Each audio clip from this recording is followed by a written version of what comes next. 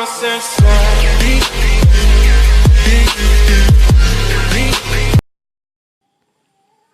เอาแล้วมื้อนี้ก็มาพบกับสายต่อเนาะสายต่อคนเก่าคนเดิมเพิ่มเติมก็คือความขี้หายเนาะนี่เขาก็มากับสุนใหม่เนาะมากับสุนใหม่ว่าซั่นเนาะจังไดมากับเพื่อนบ่จักว่าไผเนาะซุมมาเอาละผู้ใดก็ลงเข้ามาก็ฝากกดไลค์กดแชร์กด Subscribe อันนี้เด้อผู้ใดลงมาผู้ใดลงเข้ามาน่ะจังยืนยิงทั้งอยู่นี่จังไดแตกไปหนึ่งอะครับมันยืนยิงยังว่าอยู่นี่ก็ฝากกดไลค์กดแชร์สายต่อหน่อยเด้อจังไดวะข้านจังไดก็อยู่แล้วครับถ้ามีเสียงรบกวนขอโทษขออภัยหลายๆเด้อบ่มีห้องส่วนโต๊ะว่าซั่นอยู่ใส่มันเป็นไสวะว่าแต่ฝากอยู่ใส่วะจังว่านี่ยิงไผเนาะเอาล้นแหละจังว่านี่อย่าเอาอยู่ถึงบ้านเขาไปสามเอาบ่ถึกเนาะเกือบไปแล้วมึงเกือบแล้วมึงกล้ายิงบ่จักเด็กเอาบ่ถึกจังไดว่ามึงยังกล้ายิงบ่กล้ายิงมาบ่กล้ายิงมาบ่จังไดเอาจังไดนั่งผ่านเนาะคือว่านัดเดียวสิตายเนาะบ่ตายซับเนาะสายต่อตายอีกบ่ทันตายลมบ่ทันตายจังไดก็ฝากกด Subscribe เด้อ100มีกิจกรรม100 Subscribe สิมีกิจกรรมเนาะก็ฟังนะ100 Subscribe สิมีกิจกรรมมาแจกเพชรเนาะก็ฝากพากันกดไลค์กดแชร์นะเด้อโอ้ยเสียงรบกวนหลายเนาะบ่มีห้องส่วนโต๊ะจังไดจังหวะนี้ก็มากับเศษหิมะเนาะM14 ครับหรือซองหิมะ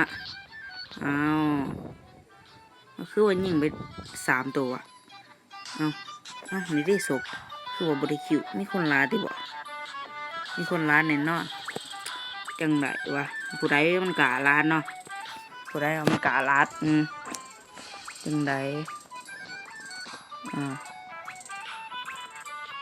กล้ายิงมาบ่กล้ายิงมาบ่นัดเดียวเนาะนัดเดียวก็พอก็โหดนะครับนัดเดียวจังไดเนาะ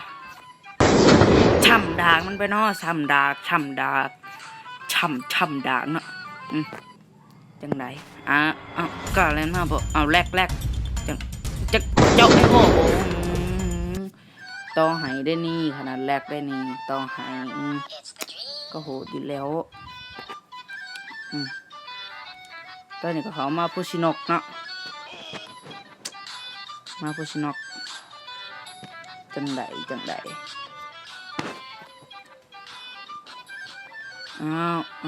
ผู้ใดว่าแลนก็ผู้ใดว่ามันแลนตัดหนา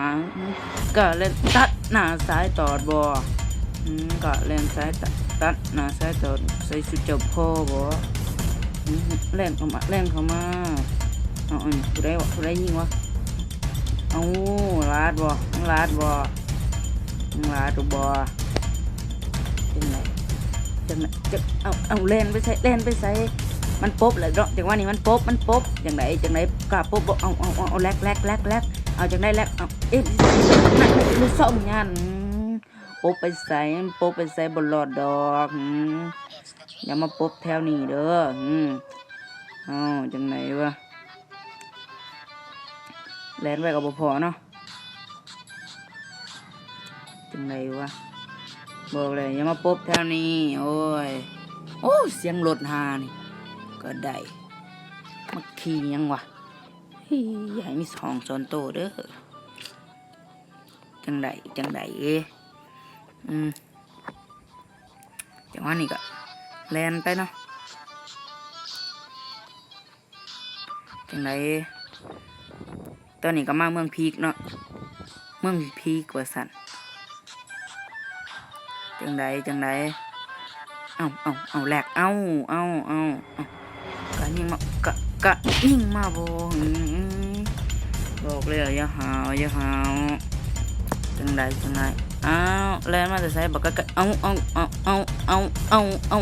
แตกบ่แต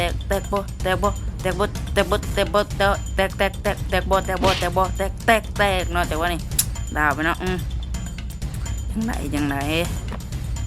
ดบอกเลยอย่าหาวตอนนี้ก็ได้คูณ4เนาะซ้ำโผล่ออกมาบ่เอาหมูมาจังไดเอาบ่แตกเฮ้ยบ่แตกนี่โอ้ยจังไดเอาหลายทางเนาะทางล่างก็มีเนาะจังไดมื้อนี้ก็มาครับมื้อนี้ก็มาแบบบ่เสียงดังเนาะจังไดM14 ซับสโคปรัวเนาะจังไดบอกแล้วอย่าให้ซับรัวเนาะจังไดวะจังไดสิเอาบ่เอาออกมาจักไดออกมาก็แตกติเนาะออกมาแตกนะใส่ว่าตัวทางหลังยานี่มันจะใส่ละจังไดว่ามันอยู่ใส่วะจังไดโอ้เสียงรบกวนนี่ก็ได้โอ้ยมีเสียงรบกวนอีสังก็ขอโทษขออภัยหลายเด้อก็อย่าลืมเนาะเข้ามานะกดไลค์กดแชร์กดซับสไครบ์นี่เด้อจังไดกล้ามาหาบ่แกนแลนมานั่นนี่จังไดแลนมาเนาะ สเลดติดคอครับเอายิงไปเอายิงมูเฮายิงอูเฮาบ่ยิงมูเฮาบ่จังไดการยิงมูเฮาบ่การยิงกะตายเนาะจังไดว่ามันอยู่ใส่เปลี่ยนเสียงแล้วสั่นเสียงหลายแบบธรรมดาจังไดวะเอาพอเครื่องตัดหญ้าเนาะพอเครื่องตัดหญ้าอยู่หันจักอยู่ไสอยู่หันเนาะอยู่หันน่ะดึกระเบิดไว้เนาะจังหวะนี้ดึกระเบิดไว้เนาะดึกระเบิดไว้เนาะจังไดดึกระเบิดไว้อีกเนาะจังไดมีคนบ่บ่มีเนาะแล่นถึงไปเลยแล่นมาเสร็จคนก่อนเห็นเครื่องตัดหญ้าอยู่นี่คนคือผมบ่มีคนว่ะมันเป็นไสวะวงไปฝุ่นก่อนจังไดแล่นเขาวงเนาะจังไดมันอยู่ไสวะอย่าลืมเด้อติดตามไว้กดกระดิ่งนะรอยซับสไครบ์แจกเพชรเนาะบัดนี้น่ะ200ซิลเนาะจังได200ซิลจังไดวะจังไดถาเพื่อนมาก่อนเนาะเดี๋ยววันนี้เพื่อนก็มาแล้วออกมาหล่อเพื่อนจักเพื่อนจักมูว่าตาเปิงเราเดี๋ยววันนี้จังไดเอาซับเอาบ่ถึงเนาะเกือบตายเนาะเดี๋ยววันนี้ยิ่งโคตรเจ็บเลยโคตรเจ็บจังไดวะมีเสียงรบกวนก็ขอโทษขออภัยหลายๆเด้อโอ้ยจังไดวะยูเสเอายิงมัวบ่กะมายิงเลยจังไดดาวไปโลดเอาเผื่อก็ไปดาวดอกโอกอีสูบบ่ได้เด้อเอาซ้ำดากไปเนาะเดี๋ยววันนี้ซ้ำดากมันจังไดมันอยู่ใส่อีโตวะมันอยู่ใส่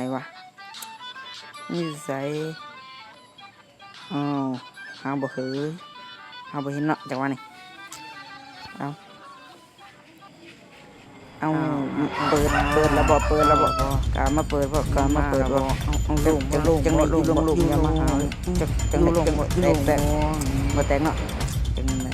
ไปอยู่ลงเอาโอ้ยลิ้นเป็นเว้ย โอ้ยยังไกลทางประคันใหม่ยังต่อจังไดจังไดจังไดจังไดจังไดเนาะจังไดเนาะจังไดจังว่านี่จังเอาการยิงบ่ลงได้มึงลงได้เนาะจังว่านี่ก็ยินแล้วครับน้องผู้ใดที่ลงเข้ามาก็ฝากกดไลค์กดแชร์กด Subscribe ให้สายตอนคนขี้หายเด้อตอนนี้ก็ขอกับจบคลิปเนาะจบเพียงเท่านี้เนาะฝากกดแชร์นะ